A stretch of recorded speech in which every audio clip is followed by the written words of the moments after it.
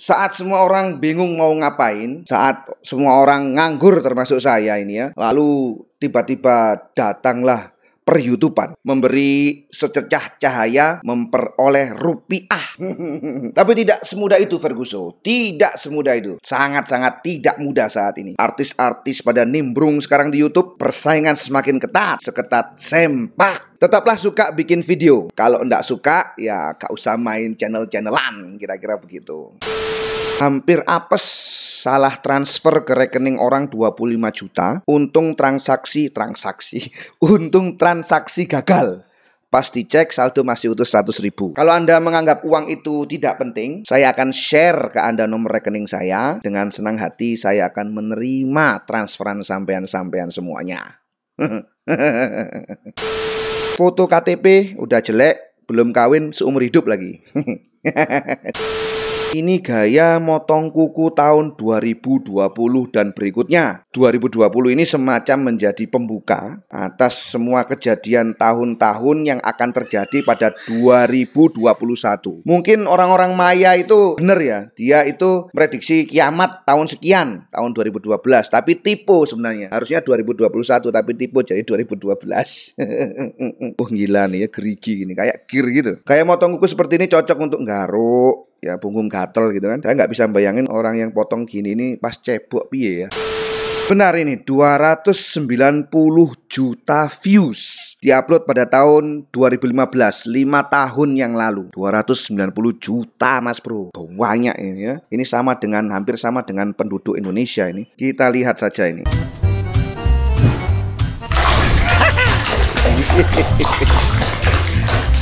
Kaget kucingnya rek. Itu ada lobster sama ikan ya, sama kucing. Wis itu aja. Luar biasa ini videonya. 290 juta views. Lobster.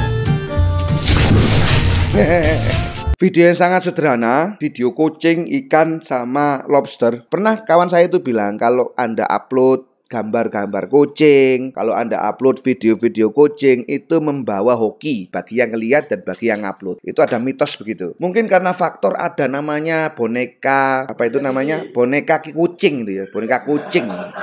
Boneka KKI. Oh, bukan boneka KKI, bukan. Namanya Manekineko tuh boneka ya. Bukan boneka, patung lah. Patung si kucing itu tadi itu. Itu kalau seakan-akan itu bilang Siniota. Mampiro sini gitu. Angguk-angguk tangannya begitu ya. Mungkin habis ini Anda yang mau upload kucing-kucing ya, kucing-kucing khas lokal atau kucing-kucing garong di kawasan Anda, di kawasan perumahan atau kampung, atau misalkan kucing lagi kawin, itu juga bisa diupload. Semoga mendatangkan hoki dan buat para jomblo bisa menjadi inspirasi kira-kira. Tahukah Anda mendoakan orang mati maka kita akan mendapatkan dosa? Ini sih namanya multiplayer, multi tafsir ya kata-kata ini. Nang dia aja gak tahu ono kabar, engko moro-moro kabare wis gak ono. Ini kalau ada pertanyaan begitu ya, jawaban loh, sampean kok tahu? Tahu dari mana? Dari Sumedang.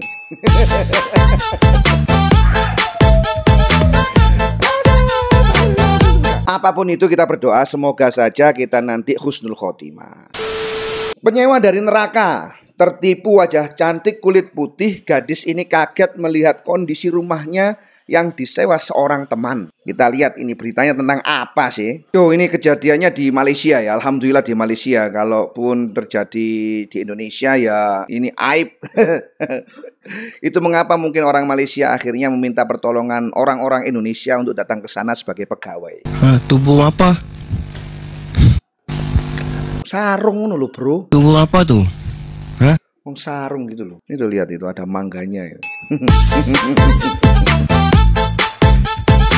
Bagus sekali ini rumahnya ini. Ini pemandangan yang mempesona. Di sana ada banyak pahala untuk bisa bersih-bersih itu. Mungkin yang nyewa ini pikirannya gimana supaya memaksimalkan harga yang sudah mahal ya, daripada hanya sekedar menjadi rumah ataupun tempat tinggal hunian, nyambi sebagai tempat TPS, tempat pembuangan sampah.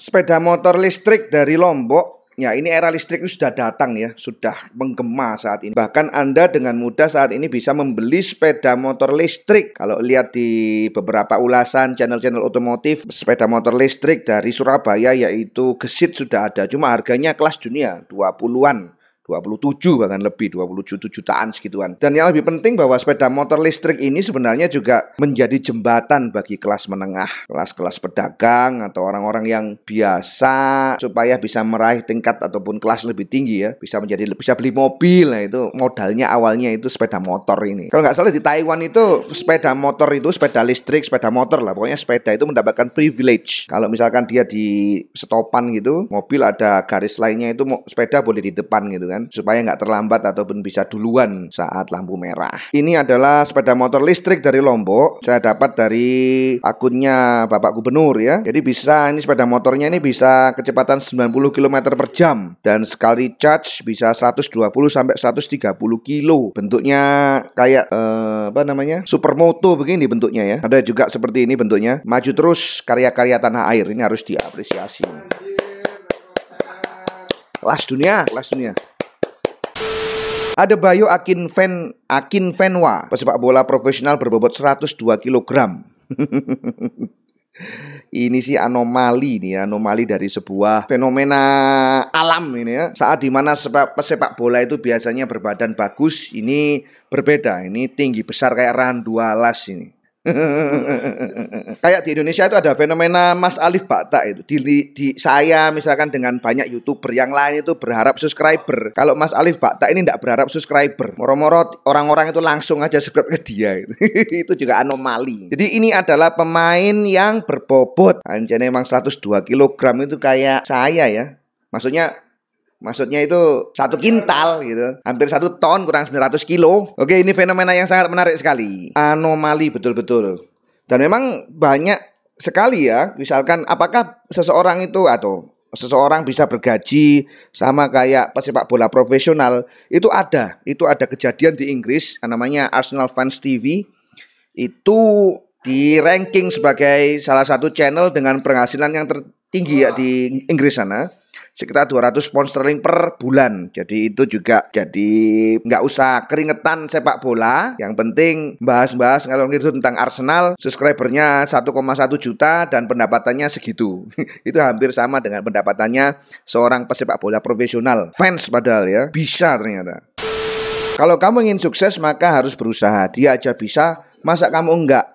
Tunggu dulu. Banyak yang menjadikan orang lain itu sebagai tolak ukur sukses seseorang ya. Padahal kondisi dan situasinya itu berbeda. Misalkan yang ada di gambar ini itu dikatakan orang sekelas Hotma bekerja di bapaknya. Ini membahas bahwa sebenarnya privilege, ada yang diberi beberapa kelebihan. Misalkan mau start channel di YouTube, yang lain masih pakai HP, dianya udah pakai kamera, audionya udah bagus. Beda start, beda orang. Ya stop membanding-bandingkan ya, kayak pengadilan aja ada bandingnya.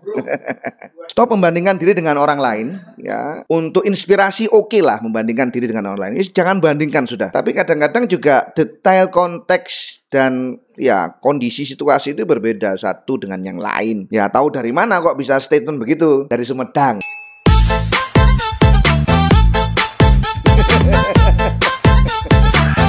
Jadi yang membedakan adalah kondisi, situasi, atau konteks. Misalkan pendiri Kaskus itu pernah bilang mengembangkan dunia online di Indonesia itu tidak bisa disamakan dengan mengembangkan online saat di Amerika Serikat ataupun dibandingkannya dengan Silicon Valley misalkan. Kalau di sini kan harus door to door, harus ketemu sama orang, harus ya baik-baik lah sama orang itu, sama netizen. Bu Susi itu juga pernah saya baca suatu postingan itu pernah jualan spray. Mungkin bisa di cross check ya apakah pernyataan itu benar atau salah. Tapi saya percaya aja beliau memang tipe orang yang benar-benar dari bottom. Loh kok tahu dari mana? Sekali lagi, tahu dari Sumedang.